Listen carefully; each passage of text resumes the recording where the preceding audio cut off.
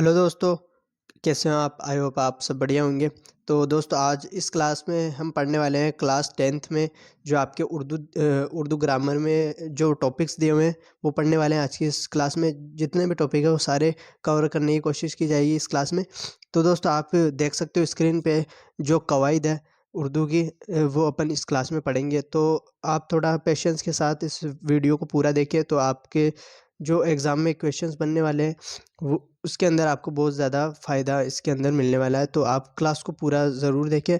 तो सबसे पहले इस क्लास को स्टार्ट करने से पहले मैं कुछ सेंटेंस आपको समझाऊँगा जो कि फ़ेल, फ़ाइल और मफ़ऊल से रिलेटेड है। अगर आप उन सेंटेंस को सही से समझ लोगे तो आपका जो पूरा टॉपिक है वो कवर हो जाएगा। अगर आपने कुछ भी नहीं पढ़ा तो भी आप इसको कवर कर पाओगे। मतलब इसमें से जो भी क्वेश्चंस आएँगे तो आप उसको आसानी से उसका जवाब दे पाओगे। सबसे पहले अपन जो सेंटेंस मैंने लिखे हुए हैं अपने कॉपी के अंदर वो आपको मैं समझा देता हूँ। फिर उसके बाद जो आपकी किताब के अंदर टॉपिक दे रखे हैं उनकी डेफिनेशन वगैरह, परिभाषा वगैरह मैं आपको बता दूंगा। चलते हैं सीधा अपन टॉपिक पे। तो दोस्तों जो ये पहला सेंटेंस है मैंने जो लिख रखा है ये है हामिद ने ख़त लिखा। तो दोस्तों इसके अंदर जो हामिद है, हामिद इसके अंदर हो जाएगा फ़ाइल। फ़ाइल यानी दोस्तों होता है कर्ता। इंग्लिश में बोले तो दोस्तों इसको अपन सब्जेक्ट मान लेते हैं। जो काम करता है उसे अपन क्या बोलते हैं उर्दू में फ़ाइल। जो भी काम करने वाला है उसको अपन फ़ाइल बोलते हैं। तो हामिद इसके अंदर जो काम करने वाला है, करता है, तो हामिद को अपन फ़ाइल मान लेते हैं। फिर दोस्तों इसके अंदर एक है लिखा।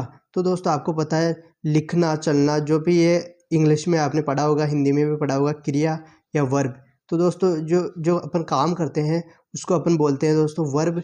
तो उर्दू के अंदर इसको बोलते हैं दोस्तों फ़ेल। तो दोस्तों ये जो लिखा यानी इसको अपन कर सकते हैं लिखना। तो दोस्तों लिखना, चलना, फिरना, ये जो भी क्रियाएँ हैं इनको उर्दू में क्रिया को अपन बोलते हैं फ़ेल। तो दोस्तों ये हो जाएगी अपनी फ़ेल।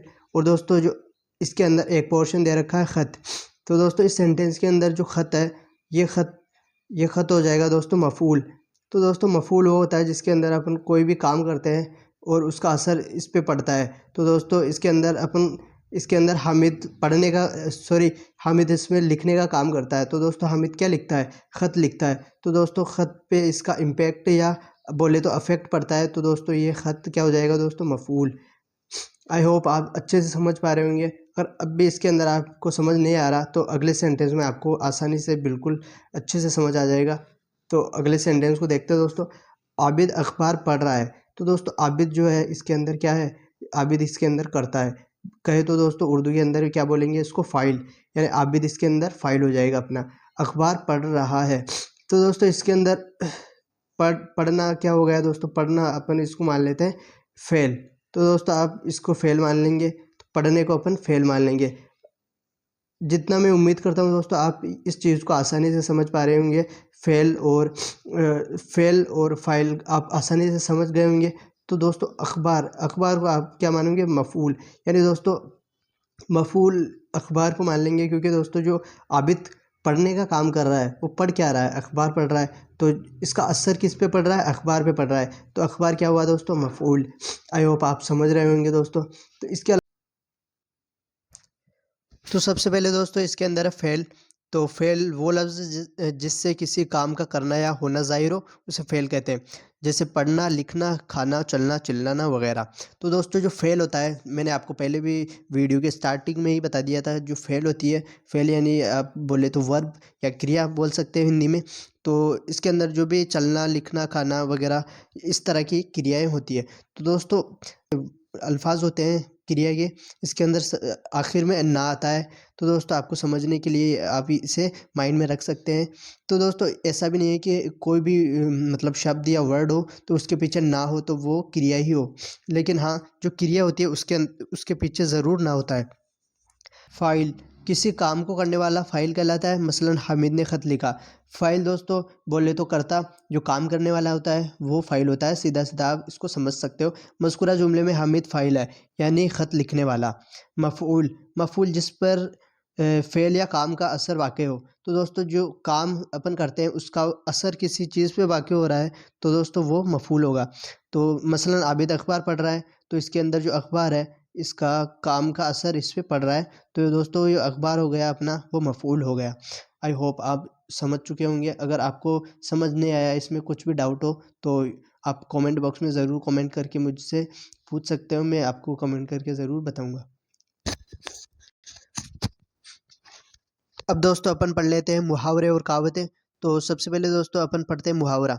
तो दोस्तों इसकी डेफिनेशन वगैरह भी आपको एग्जाम में पूछी जा सकती है, तो इसकी डेफिनेशन सबसे पहले अपन पढ़ लेते हैं। तो मुहावरा अरबी ज़बान का लफ्ज़ है। इसके लघवी माने हैं गुफ्तगू करना या हम कलाम होना। तो दोस्तों इसके अंदर अगर आपके वन लाइनर क्वेश्चन आ जाए या ऑब्जेक्टिव भी आ जाए कि मुहावरे के लघवी माने क्या होते हैं, तो आप ये 2 वर्ड लिख सकते हो, यानी 2 ये फ्रेजेज़ हैं, गुफ्तगू करना और हम कलाम होना। तो ये आप लिख सकते हैं, लेकिन ये अपने असल माने से हटकर दूसरे माने में इस्तेमाल होता है। यानी दोस्तों जो मुहावरे होते हैं वो अपने असल माने से हट के अलग माना देता है। जैसे एक मुहावरा है आंखें बिछाना, इसका मतलब होता है दोस्तों इस्तकबाल करना, यानी वेलकम करना। दोस्तों अगर आपसे पूछे जुमले में इस्तेमाल के लिए, तो दोस्तों आप इसको इस तरह से जुमले में इस्तेमाल कर सकते हैं, जैसे मेहमान के घर आने पर हामिद ने आंखें बिछा दी। आंखें बिछाने का मतलब ये तो नहीं कि दोस्तों हामिद ने अपनी आंखें निकाल के बिछा दी। सीधा सीधा इसका जो मीनिंग होता है दोस्तों वो होता है इस्तकबाल करना या वेलकम करना। अब दोस्तों दूसरा ये आंखें दिखाना, यानी गुस्सा करना। आबिद मदरसे से देर से पहुंचा तो मौलवी साहब आंखें दिखाने लगे। तो आप इस तरह से कर सकते हैं। आब होना, शर्मिंदा होना। अपना उल्लू सीधा करना, अपना मतलब निकालना। तो दोस्तों मैं सारे आपको पढ़ पढ़ के तो नहीं बता सकता, तो आप क्या करेंगे, स्क्रीनशॉट ले सकते हैं, अपनी कॉपी में लिख सकते हैं इसको। मैं आगे और कुछ और सेंटेंसेस या और कुछ मुहावरे दिखा देता हूँ आपको।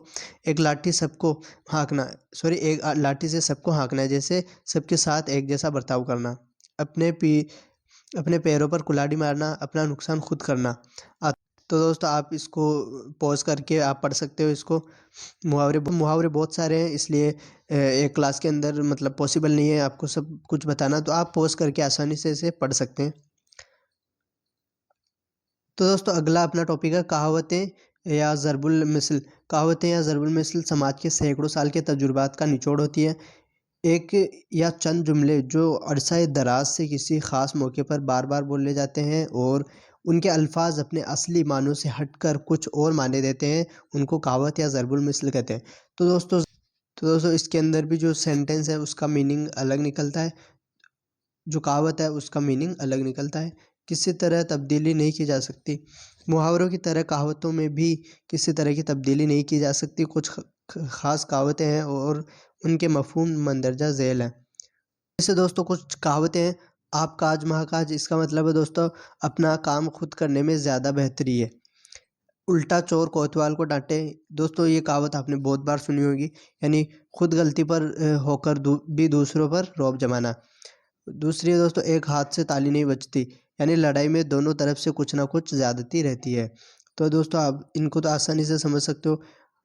अंधेर नगरी चौपट राज, उस मौके पर बोलते हैं जब हद दर्जे बद इंतज़ामी हो। इसे तब बोलते हैं जब कोई मैनेजमेंट सही से नहीं हो, तो अपन इसे बोलते हैं अंधेर नगरी चौपट राज। आम के आम गुठलियों की दाम, एक चीज़ से दोहरा फ़ायदा।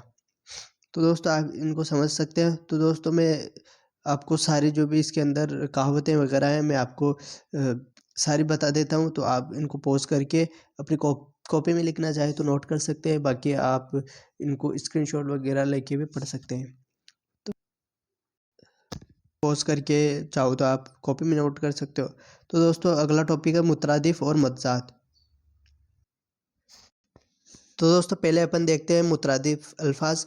मुतरादिफ़ यानी दोस्तों अगर आपने हिंदी में पर्यायवाची पढ़े होंगे तो उर्दू में उसे मुतरादिफ़ कहते हैं, इंग्लिश में आप इससे सिनोनिम्स बोलते हैं।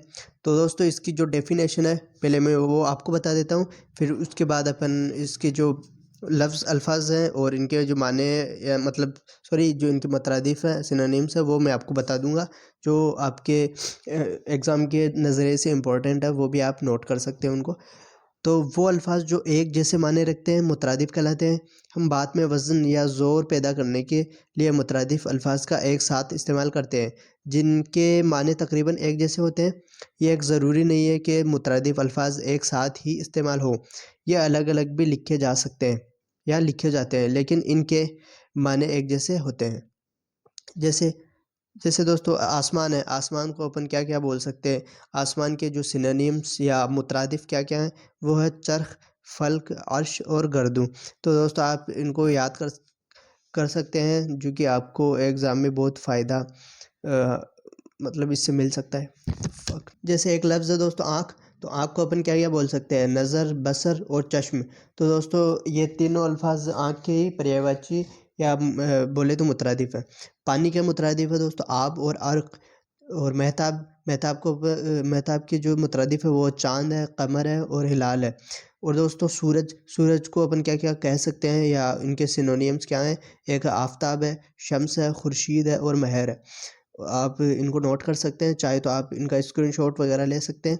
बाकी जन्नत को अपन क्या-क्या कह सकते हैं? जन्नत को बहशत, फिरदौस और खुल्द। दोज़ख को दोस्तों जहन्नुम और नार। और ज़मीन, ज़मीन को दोस्तों फ़र्श, अर्ज़ और धरती। तो आप इनको स्क्रीनशॉट ले सकते हो पॉज़ करके।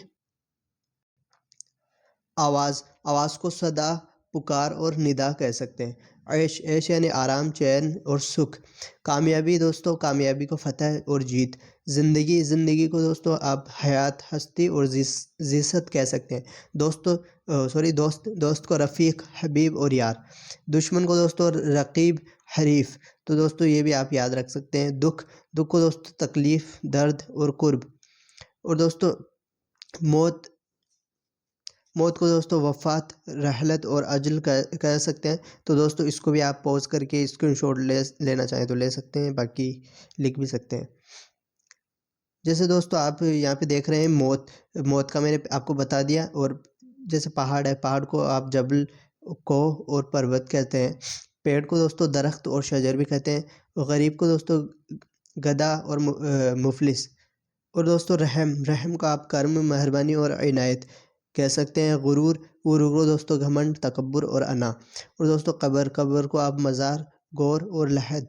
तो दोस्तों आप इन सिनोनिम्स को यानी मुतरादिफ को याद कर सकते हैं। बाकी जैसे दोस्तों अमीर, अमीर को दोस्तों आप मालदार और गनी भी कहते हैं। और ज़माना, ज़माना दोस्तों दौर, अहद और असर। ये दोस्तों ज़माने के मुतरादिफ हैं, दौर, अहद और असर। दुनिया, दुनिया को दोस्तों आलम, जग और संसार। बाकी दोस्तों जितने भी सारे मुतरादिफ थे मैंने आपको इसके अंदर से सारे मुतरादिफ बता दिए हैं। और जो भी दोस्तों एग्ज़ाम के नज़रिए से इम्पोर्टेंट थे मैंने वो सारे आपको बता दिया है। तो दोस्तों यहाँ पे कुछ और मुतरादिफ हैं, आप चाहो तो इसको पॉज़ करके रख सकते हैं, लिख सकते हैं और स्क्रीनशॉट भी ले सकते हैं। तो ये कुछ और मुतरादिफ हैं जो मैं आपको बता देता हूँ, आप पढ़ सकते हैं दोस्तों इसको पॉज़ करके। तो दोस्तों जो मुतरादिफ है वो अपना कंप्लीट हो चुके हैं मुतरादिफ। अब दोस्तों मुतज़ाद है, मुतज़ाद को दोस्तों आप हिंदी में अगर आपने पढ़ा होगा तो इसको विलोम शब्द बोलते हैं। और इंग्लिश में इसको दोस्तों आप ऑपोजिट्स बोलते हैं। तो दोस्तों इसकी भी आप डेफिनेशन देख लें पहले। मुतज़ाद, मुतज़ाद लफ्ज़ ज़िद से बना है, जिसके माने बरअक्स या उल्टे के होते हैं। ऐसे अल्फाज जो माने या मतलब के लिहाज से एक दूसरे की ज़िद या उल्टे हो मुतज़ाद कहलाते हैं। तो दोस्तों जैसे ये पहला ना लफ्ज़ है, इसके अंदर अव्वल, अव्वल का जो मुतज़ाद होगा यानी दोस्तों इसका उल्टा क्या होगा, वो होगा आखिर। मुतहर्रिक, मुतहर्रिक का जो मुतज़ाद है वो दोस्तों होगा साकित। इसके आगे जो दोस्तों अपना लफ्ज़ है वो है आग, आग का जो उल्टा होगा वो पानी होगा। शब का होगा रोज़, शब यानी आपको पता है दोस्तों रात होती है। और रोज़ यानी दिन होता है। आबाद, आबाद का होगा दोस्तों बर्बाद। और शुमाल, शुमाल का होगा दोस्तों जुनूब। और दोस्तों जो आराम है, आराम का तकलीफ़ हो जाएगा, शाद का नाशाद हो जाएगा। तो दोस्तों ये मुतरादिफ है, आप इनको नोट कर सकते हैं। बाकी तो दोस्तों इसके अंदर जो भी मज्जात है वो मैंने सारे आपको इसके अंदर जो पढ़ के बता दिए हैं, लेकिन मैंने सारे नहीं बताए। इसके अंदर जो और है मैं आपको नीचे स्क्रॉल करके दिखा देता हूँ, तो आप इनको पॉज़ करके पढ़ सकते हैं। तो दोस्तों अगर आप इनको एक एक दो दो बार मतलब रिपीटेशन के साथ पढ़ोगे तो आपको याद भी रहेंगे। और आप जो एग्ज़ाम के अंदर आपको आप लिखने में आसानी रहेगी। तो दोस्तों इनको आप पढ़ सकते हैं सारों को पॉज़ करके। तो आई होप आपको ये वीडियो या क्लास आपको अच्छी लगी हो। तो अगर अच्छी लगी तो आप मुझे कमेंट करके ज़रूर बताना। अगर नहीं भी लगी तो भी आप मुझे कमेंट करके ज़रूर बताना कि क्या इम्प्रूवमेंट्स होनी चाहिए। तो दोस्तों आज के लिए बस इतना ही। अगर